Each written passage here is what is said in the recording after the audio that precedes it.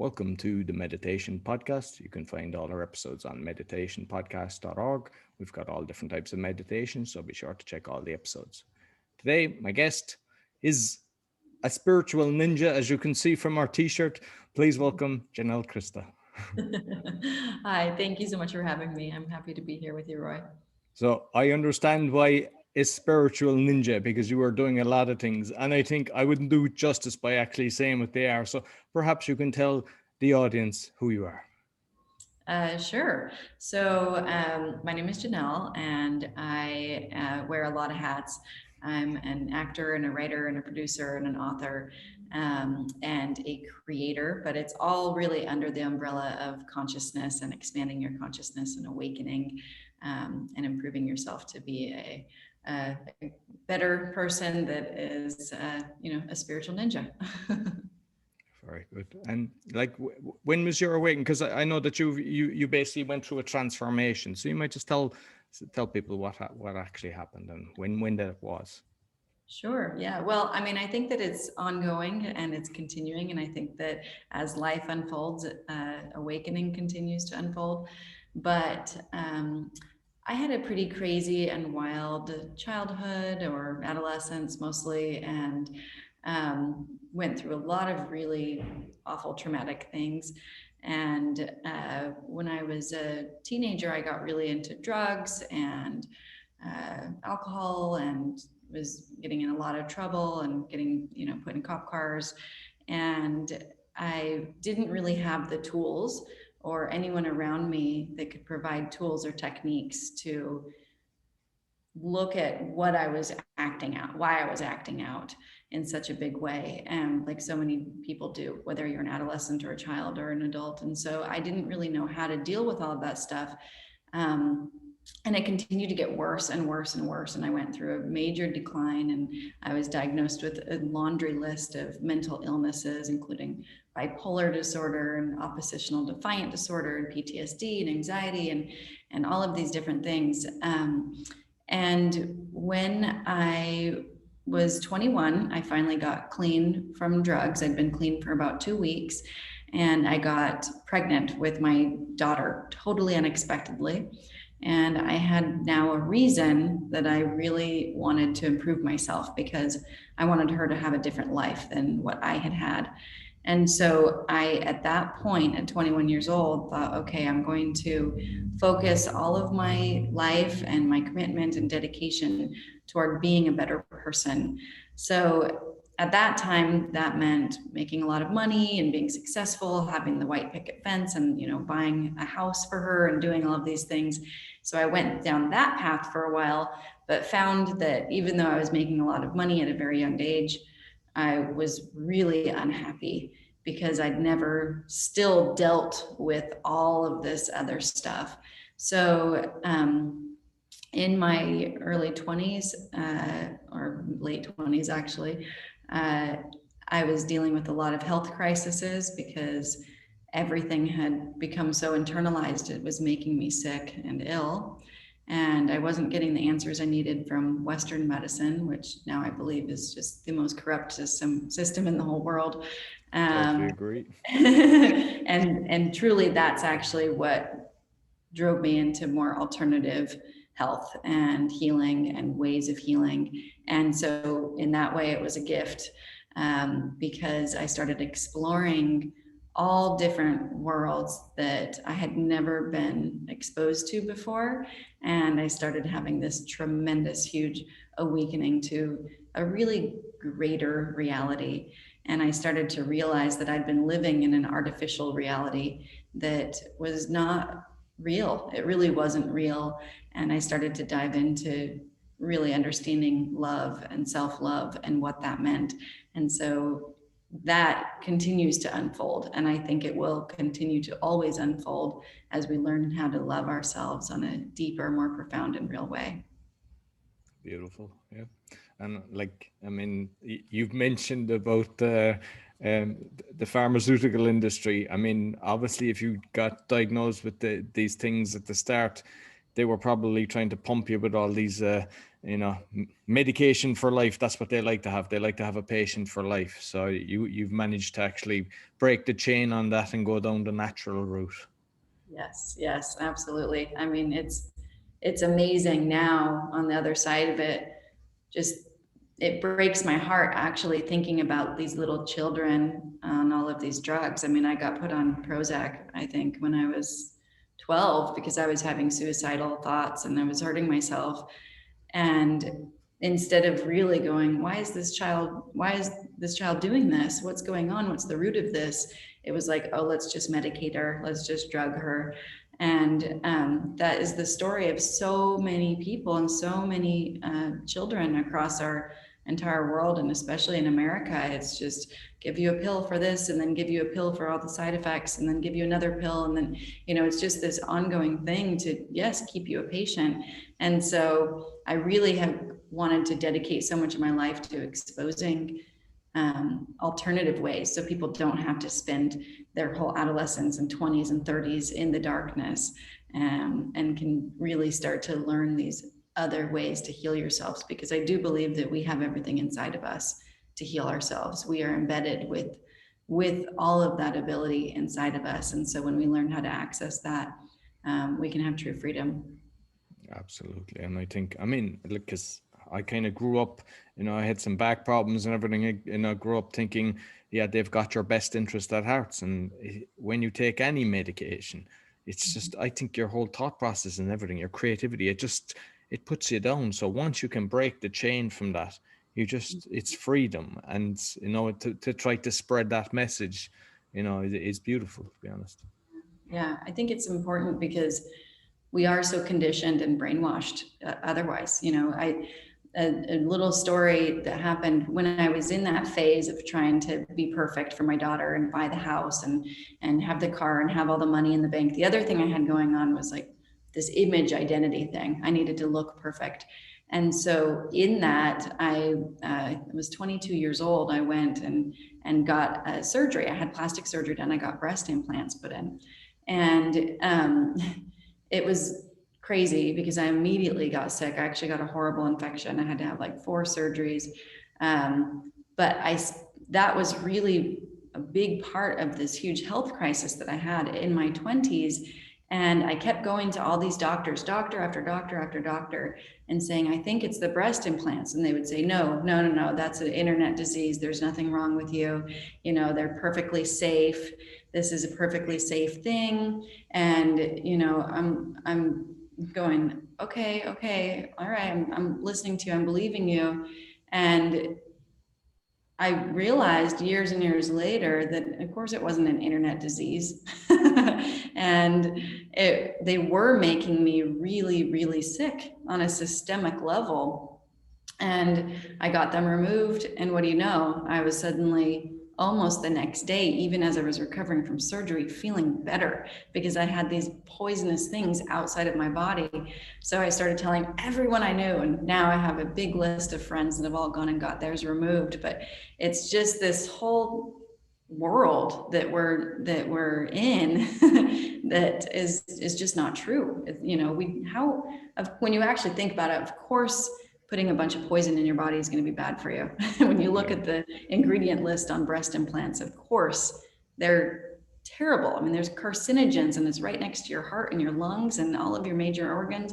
Of course, that's not going to be okay. But then you have all these people in lab coats telling you that, oh no, it's fine, it's safe. There's, it's just a natural occurring ingredient that's can be found in the earth, and that's just not really true. That's not the case at all whatsoever. And when you start to look at these things, you realize all of it is just lies. I mean, I don't know if it's really, I have, an idealistic heart, and so I don't want to believe that it's this maniacal, awful thing to hurt people. But I do believe, above all else, that when you don't resolve emotions, you start to, I think of CEOs and these people are running off of greed, really, and you don't resolve the greed, then you start to create products that don't have safety testing, that don't have everything that they need to keep people safe, and it's just based off of greed and money, and so it's at the expense of all of these people. Oh, exactly. And I had a guest on recently, Ginger King, who makes a lip balm, and she was saying the cosmetic industry is self-regulated in America, and they had something like only 10 products banned, and something like 15,000 in Europe. But when you say it's self-regulated, and like I always question, because when you realize that the system is corrupt and you learn about the doctors, that the doctors aren't actually learning anything natural, I wonder, have they just been brainwashed for the 7, 8, 9 years that they actually believe in what they're telling you? Yeah. Because I find it hard to, because it's strange that there's so many people now realize a lot of things, and they will tell you straight to your face, no, you're wrong. When, the research has proven there's so many toxins that they're given to you. So I Yeah. just tell people, be aware. You have to look after numero uno, which is yourself. Yeah, no, I love that. It's so true because um, I do believe that doctors go into um, the field of medicine to help and to heal people, right? And so they do go in with that intention. I do believe that. And I don't think they're wanting to hurt anyone. But I think that at a certain point, you have to acknowledge that maybe what you're doing is hurting people. And that's really hard for people to do, especially when they went in with a good intention. And so they will fight you and fight you and fight you because they would, if they admit, like, oh my God, maybe women are getting sick from breast implants, or maybe this Ritalin is turning into a meth addiction later on in life for adolescents or for adults, or maybe this vaccine is causing encephalitis, which is creating bipolar disorder later on in life. I mean, that's a lot of responsibility that they didn't want to have, right? They really did, I believe, come in to help people, and to have to admit that maybe it's hurting people. That's a huge, massive awakening. And I hope that it doesn't have to get so ugly. That is, I mean, I think it already has. So there's so many illnesses and chronic illnesses and sickness, and we're living in almost like a mentally ill state. Um, it's just become obvious. Like Khalil Gibran, who's one of my favorite writers of all time, he said, I'm paraphrasing, but he said, the obvious is that which cannot be seen until someone explains it simply. And it's like, wow, look at what is right in front of us. There's right in front of us that you look at the list, the huge giant list of ingredients and contraindications on all these inserts for medications and vaccines and surgeries and all of these different things. And it's so obvious, it's right there in front of us. Of course it's not good to put these things in our bodies, right? But we've just become so conditioned to believe that it's normal. It's not. We're so far away from nature. We are so far away from nature that of course it's not going to be serving us or helping us. We're trying to dominate nature, and that's not the way to healing. It's a partnership with nature.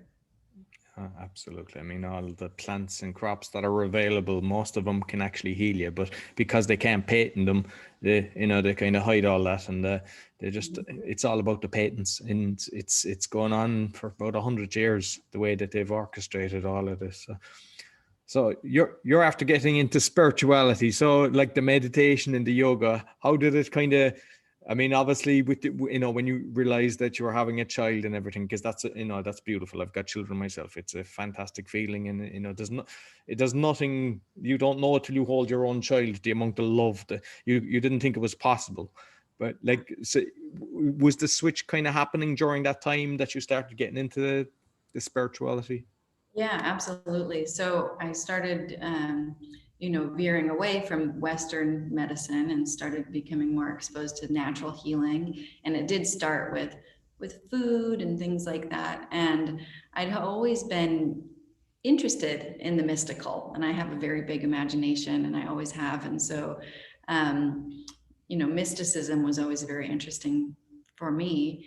And so during that time, I started really diving into spirituality and what spirituality meant to me. I grew up in Utah, which is a really, really LDS state. Everything is, is it's just very, very LDS. And so Right. I grew up I around. don't know what LDS is, so maybe Okay. somebody.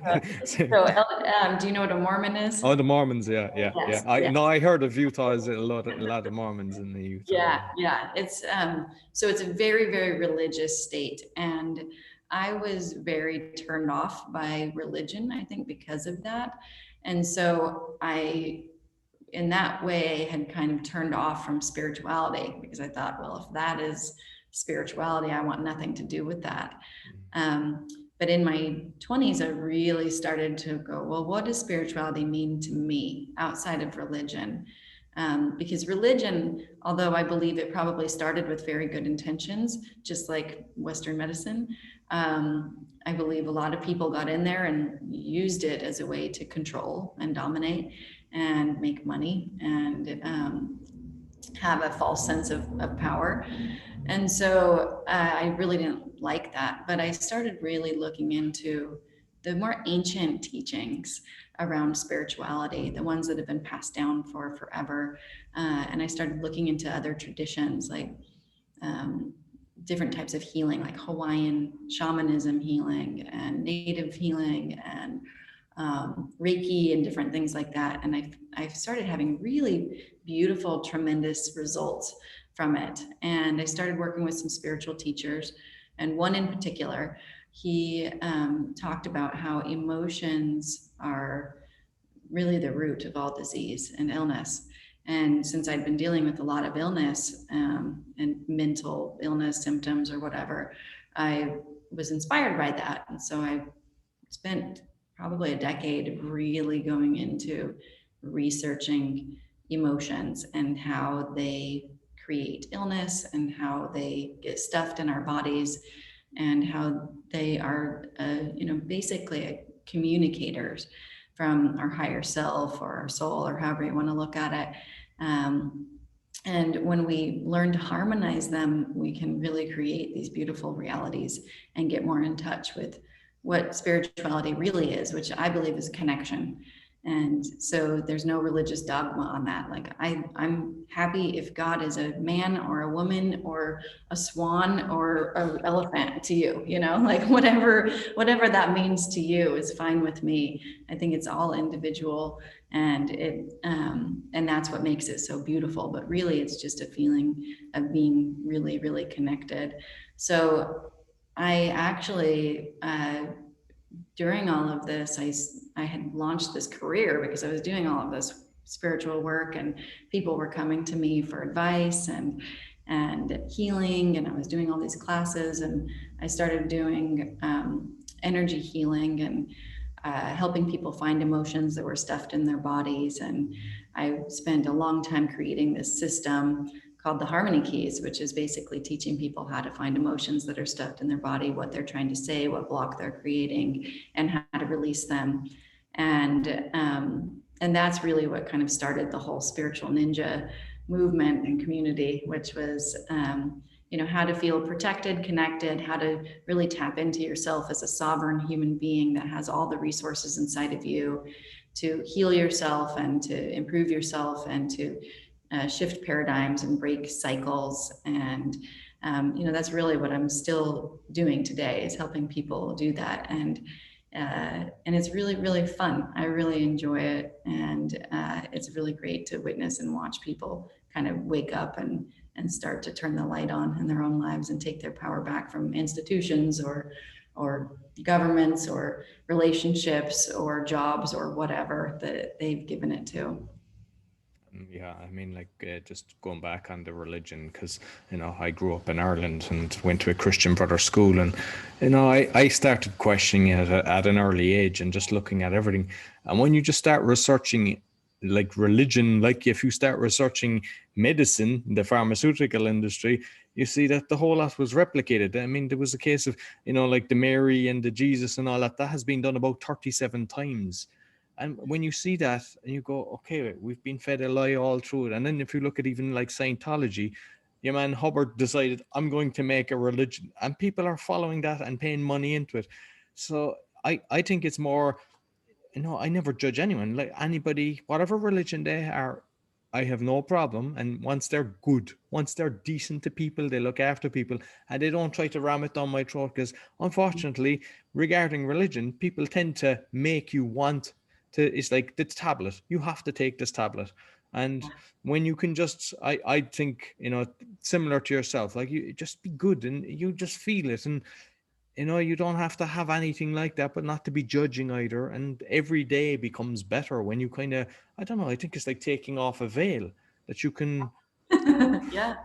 Yeah, absolutely. I agree. It is, it really is. And so I do think maybe at once upon a time, religions did start out great. And I do think that you even now can find truth and healing in religion, but it needs to really be personal, right? Like it Yeah. really, it needs to be without all the rules and the dogma. You need to find those truths yourself in order to really be able to be free and connected and have fun. And plus, because we see all these miracles, I believe it's actually you yourself are creating these, because they've even, like even say with operations, they pretend to somebody that they were doing knee operations, they done a placebo and they just had the holes drilled and they got better results. And so if you're going in, whatever you believe in, but if you're going in there and you're using your mind and you fully are convinced that this is, so we are capable of so much more than we think. It's just being quashed down constantly. Yeah, right. It is. And so getting in touch with that.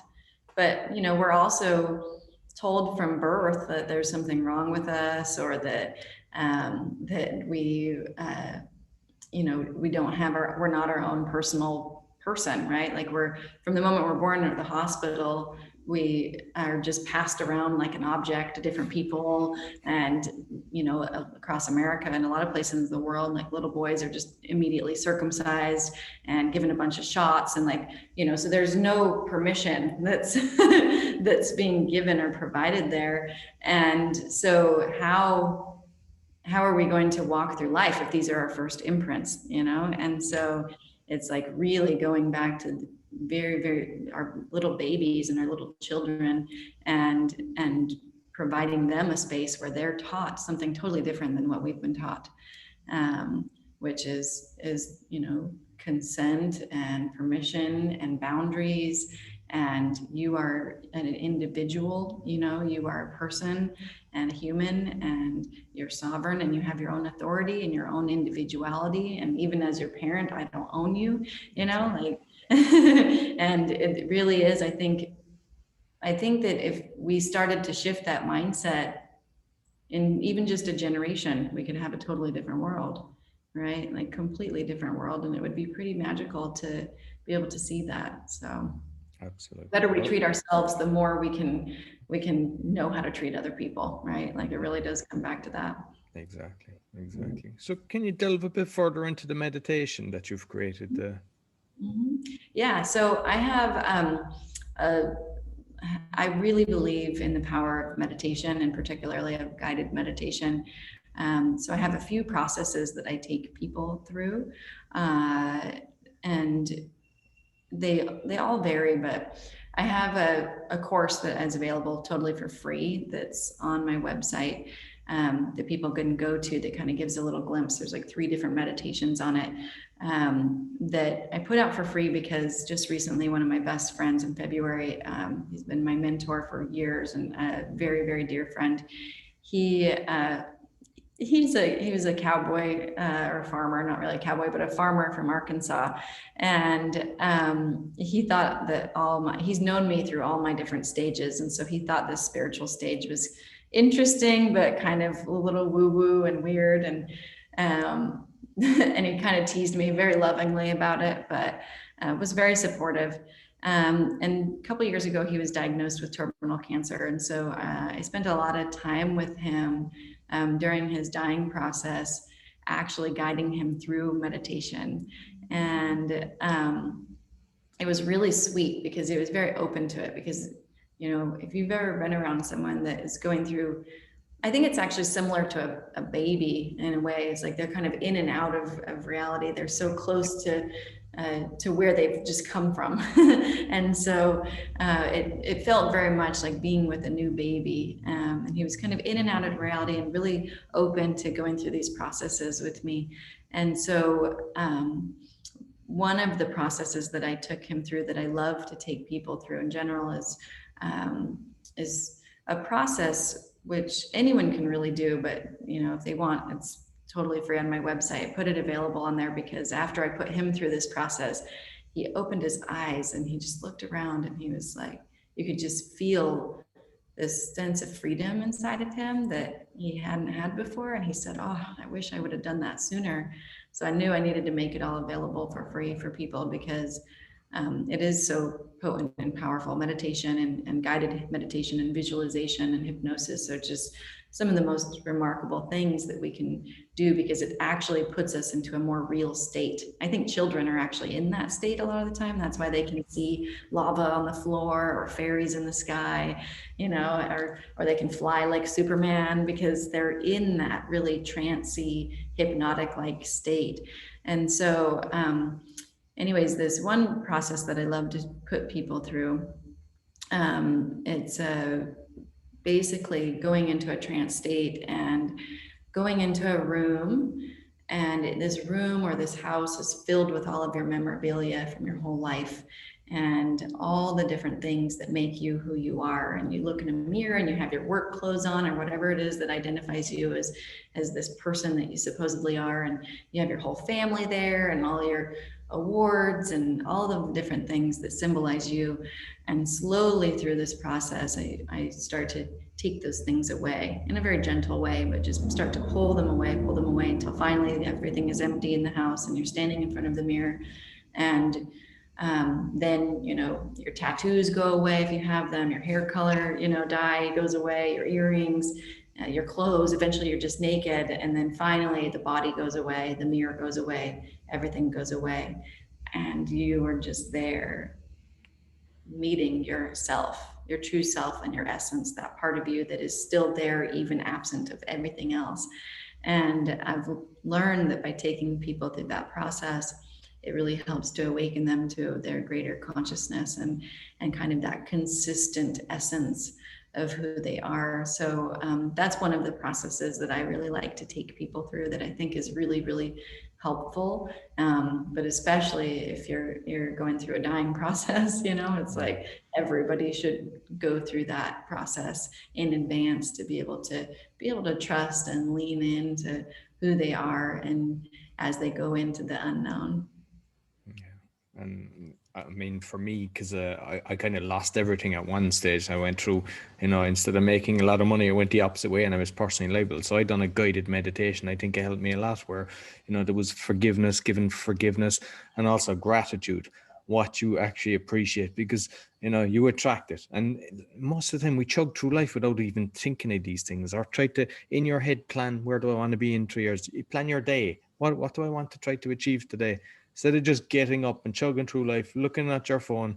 And what you just said is beautiful, especially somebody going through a transition, they know that they're going to pass, but if you can give them the freedom and just, I've gone through 10 plus people, I've been close to people, even the last one was my grandmother about 5 years ago. It's actually today, because my mom had phoned me to tell me that she was going out to the grave, her 5-year anniversary. And I just remember just sitting with her every day. I was lucky that I was an entrepreneur, that I could take, over a month and just go back to Ireland and spend time with her. But it's strange, but it's a sadness, but there's also something beautiful about it. And I think when you realize we're all connected and everything is connected, you accept it a lot more. Instead of going by the belief system that was pushed on us from a very young age, once you can remove that, you look at life totally different. Totally different. Yeah, absolutely. And I think that honestly, that should be one of our biggest goals in life, is to lift off all the different belief systems that have been pushed on us and that we've been indoctrinated with, and that, the paradigms that we have been placed within that really have nothing to do with us. It's really funny. There's this little story about this family who this woman got married and she's preparing her Thanksgiving turkey, and for the first time on her own in her own family.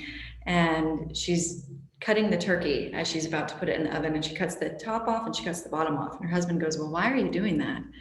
And she says, "Well, I don't know. That's what my mom always did." And so he goes, "Well, why?" And she said, I don't know. I've never thought about why, because my mom always did it. So she goes to her mom and she asks her mom, "Well, why did you do this?" And she says, "Well, I don't know. Grandma always did it, so I always did it."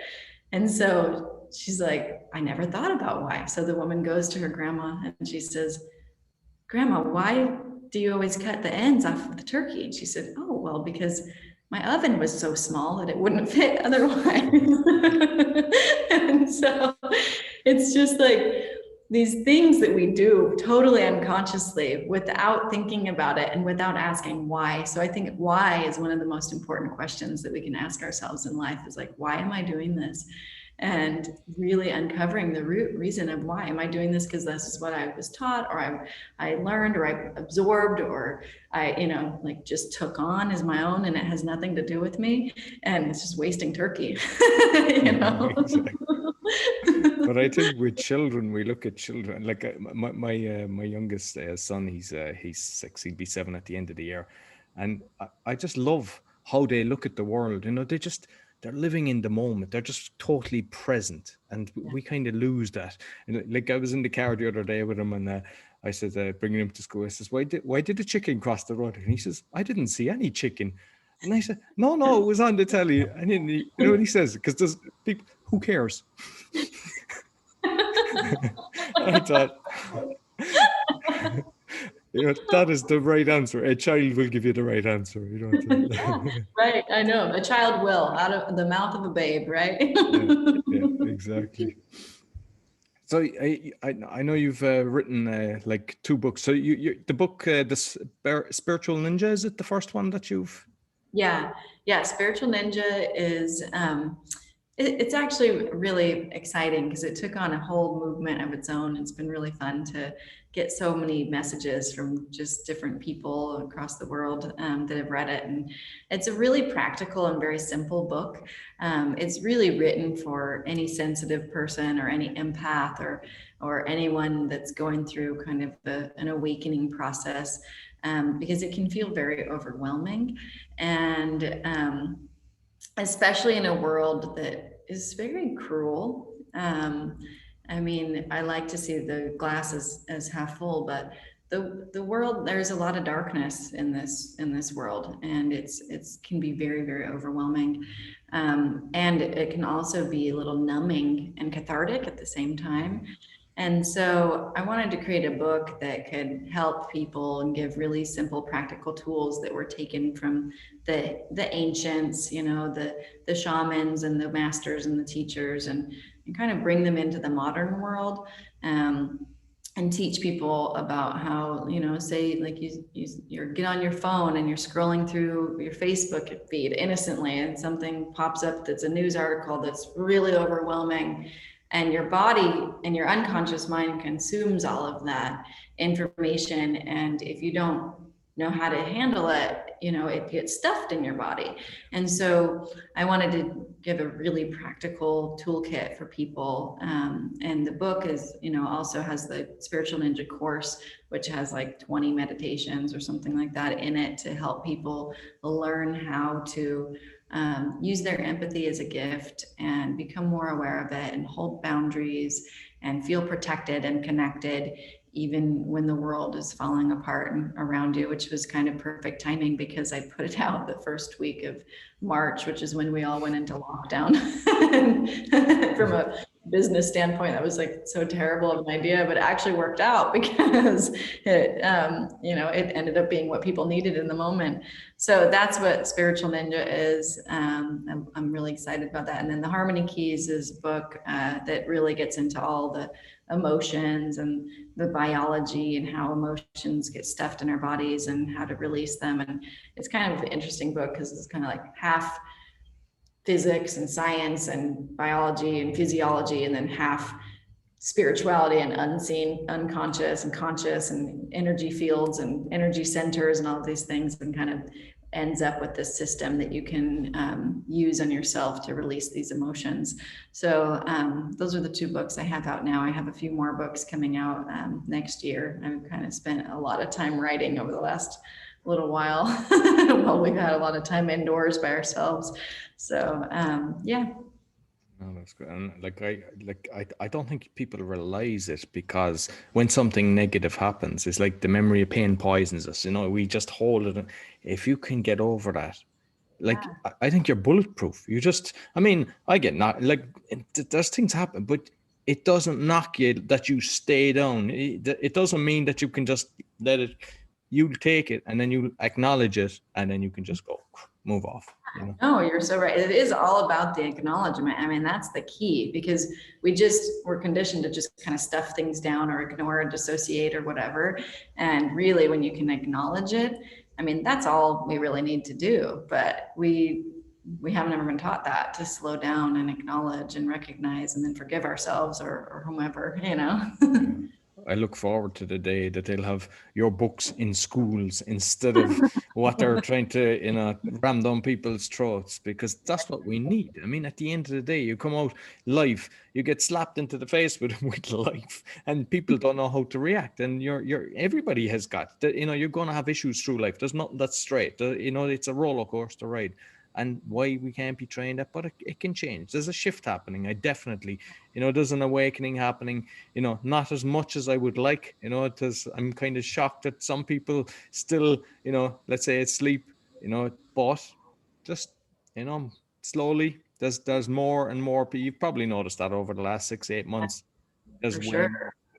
Yeah, no, it's been very, very interesting. I'm like at a restaurant and I hear people next to me talking about stuff that I used to have to whisper about, Oh, wow. Okay. I can come out of hiding now, I guess. Exactly. Because, there was times that people were afraid, and that's something that, I think you have to express yourself, because if you're afraid, because sometimes people say, don't be writing about that. Don't be saying that. But if you're doing that, you're not being your true self. Yeah. If you know something and you believe, it doesn't matter if there's 99% think you're nuts and they think you're wrong, because eventually they'll go, oh, Roy was right, or oh, Janelle was right. That's people just kind of go, oh, and then when you tell them something else, they'll really listen. Mm-hmm. Yeah, right. Exactly. I mean, it's been interesting. People that thought I was absolutely crazy, including members of my family, over the last few months have been reaching out to me like, hey, can you give me a little information on this? Like, hey, what's happening? Exactly. And like with, say, the plant, did you ever try, like, say, ayahuasca or any of these things? I have, yes. Plant medicine, psychedelics has been a tremendous part of my journey. And I think that I hope that in the future it will be more of, the mainstream, more available to the mainstream and in healthy ways, right? Because it's kind of like a hack, right? It helps Absolutely. you hack in much, much faster. And even people that are very dense, it can create breakthroughs in ways that other things could take years and years and years. So I think that it's very, very helpful. And I'm a big proponent. I do think you can get to those same states with meditation and trance and different forms of breath work. I've seen people with breath work as well get into, and yeah, like I've experienced beautiful, visualizations with different types of breath work. It's incredible. But once you've got, you say the shaman or the right person that's actually teaching it, and in a safe environment, I think everybody should try it, because instead of going down the other road where you're believing everything you're told, why not just try these things? That you're not going to get, like, you don't see people hurting themselves. Normally people, they start thinking back to some childhood memory that has caused the pain that they've experienced, and once they acknowledge it, they're able to actually accept it and move on. Their life can change in just one evening. Yeah, no, it's remarkable. I mean, it's absolutely remarkable. And the thing is with psychedelics is you really can, I mean, you can do them more than once, but even just doing them one time will create a new reference point and an association in your brain. So then next time you do meditation or hypnosis or whatever, it can be a lot faster because you have this reference point of something that is possible. So, I think in a safe way and with a guide instructing you or helping you, it can be tremendous, absolutely tremendous. Yeah, no, definitely. Listen, it's been wonderful speaking to you. I assume we can get some of the meditations for the podcast from our listeners, because I know I'm intrigued by it and I definitely want to listen to that, so we can. Yeah, absolutely. I'll send them over to you so you can share them for sure. Perfect. And your website and everything, I mean, I'll obviously put everything on the descriptions, but you might just tell people where's the best place to get you. So I love when I do a podcast and people go to my website and send me messages. It's always really fun to kind of hear what they took away from it, and then I can share it with people. But that's JanelleChrista.com, just my name, JanelleChrista.com. And I'm on Instagram, trying to get better at posting there more regularly. I feel like, oh yeah, and all my courses, everything's on my website. I mean, people can find me there. Perfect. Yeah. Listen, thank you very much. It's been wonderful speaking with you. You too. Thank you so much for having me, Roy. So that's all for the meditation podcast. You'll find all our episodes on meditationpodcast.org. We also have 3 other podcasts: the Speaking Podcast, the Learn Polish Podcast, and the Awakening Podcast, and all can be found on roycollin.com. Until next week, take care.